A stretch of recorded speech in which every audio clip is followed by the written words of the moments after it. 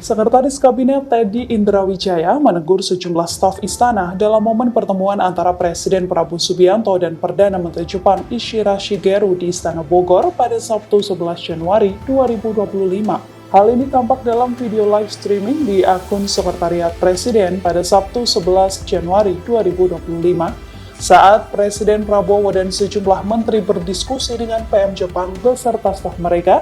Terlihat beberapa staf istana menyuguhkan hidangan, termasuk hidangan yang diserahkan pada Prabowo Subianto saat Presiden sedang berbicara. Hal ini pun langsung membuat Mayor Teddy bereaksi.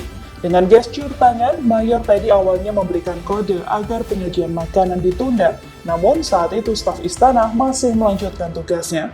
Mayor Teddy pun lantas lebih tegas dan meminta agar penyuguhan makanan ini dilanjutkan nanti. Download Tribun X sekarang, menghadirkan lokal menjadi Indonesia.